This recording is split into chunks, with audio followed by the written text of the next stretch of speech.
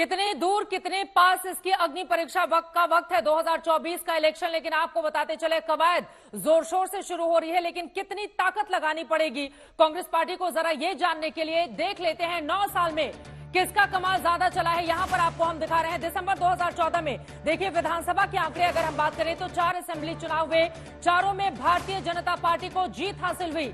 यानी कि मोदी युग की शुरुआत के बाद, जब से प्रधानमंत्री नरेंद्र मोदी बने, उसके बाद चारों बीजेपी जीती। 2015 में 2 विधानसभा के चुनाव है जिसमें एक भारतीय जनता पार्टी को जीत मिलती है और दिल्ली में आम आदमी पार्टी जीतती है। 2016 की बात करें, 4 विधानसभा चुनाव में एक बीजेपी जीतती है और उसके बाद टीएमसी, एलडीएफ, एआईएडीएमके भी यहां पर एक एक चुनाव जीतने में कामयाब रहते हैं। 2016 का यह आंकड़ा है।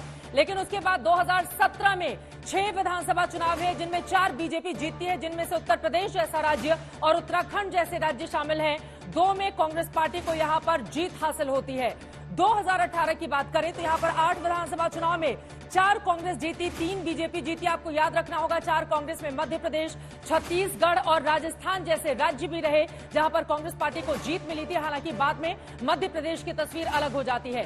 2019 में एक विधानसभा के चुनाव हुए, यूपीए को यहां पर जीत हासिल हुई थी और ये आंकड़ा भी अपने आप में महत्वपूर्ण। लेकिन उसके बाद 2019 के लोकसभा चुनाव के बाद जब 2 विधानसभा चुनाव होते हैं तो एक भारतीय जनता पार्टी जीतती है और फिर दिल्ली 5 साल के बाद एक बार फिर से आम आदमी पार्टी जीत लेती है। 62 सीटों जैसा कमाल वो दिखाती है आम आदमी पार्टी। 2021 में 4 विधानसभा चुनाव हैं जिनमें एक भारतीय जनता पार्टी को मिली। टीएमसी, यूडीएफ, डीएमके, तकरीबन क्षेत्रीय दलों का दबदबा उसी तरह से रहा था जैसा 5 साल पहले रहा था। 2021 का यह आंकड़ा।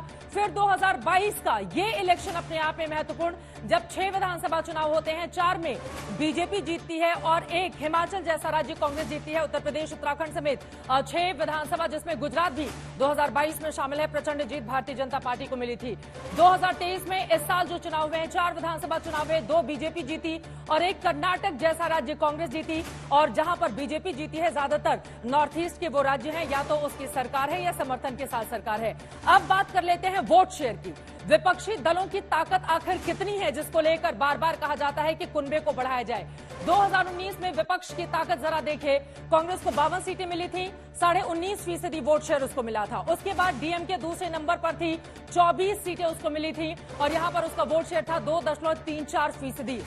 उसके बाद टीएमसी, ममता बनर्जी की पार्टी कुल 42 में से 22 सीटें जीतती हैं और यहां पर 4.6% उनका वोट शेयर रहता है।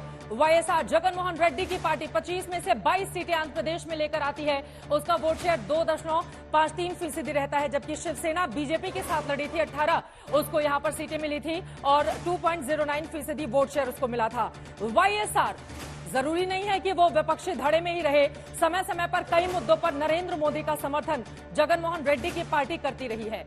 और यहां पर आपको दिखा रहे हैं जेडीयू, बीजेपी के साथ थी, 16 सीटें उसको मिली थी, 1.45% वोट शेयर। बीजेडी 12 सीटें जीती थी ओडिशा में, 1.66% बीजेडी का प्रदर्शन ओडिशा में। बीजेपी का भी प्रदर्शन अच्छा था। बीएसपी 10 सीटें, जब वो समाजवादी पार्टी के साथ चुनाव लड़ती है, 10 सीटें उसको मिलती हैं, 3.62% वोट शेयर। बीआरएस, उसको 9 सीटें मिलती हैं, 1.25%। आज ही आंखें तरेते हुए बीआरएस के मुखिया दिखाई दे रहे हैं, जबकि एनसीपी को 5 सीटें मिलती हैं और तकरीबन 1.5%। ये 19 दल, इनका आंकड़ा दिखा रहे हैं 214 सीटें कुल मिलाकर और 49.36% वोट शेयर, यानी कि लगभग 50% के आसपास। लेकिन यहां पर दर्शकों के लिए ये जानना जरूरी है, जो आंकड़े हमने आपको टीवी स्क्रीन पर पीछे दिखाए हैं, दरअसल इनमें बहुत सारे ऐसे दल हैं जो समय समय पर फैसला लेते हैं कि उनको कांग्रेस के साथ जाना है या फिर भारतीय जनता पार्टी के साथ, जिनमें जगन मोहन रेड्डी की पार्टी भी शामिल है, जिनमें एक तरह से ओडिशा बीजू जनता दल की पार्टी, नवीन पटनायक की पार्टी भी शामिल है। आज ही उन्होंने प्रधानमंत्री नरेंद्र मोदी की जमकर तारीफ की है। तो कई ऐसे दल हैं जो कांग्रेस पार्टी के लिए बहुत अच्छी स्थिति पैदा नहीं कर रहे हैं, लेकिन ये 2019 की ताकत थी।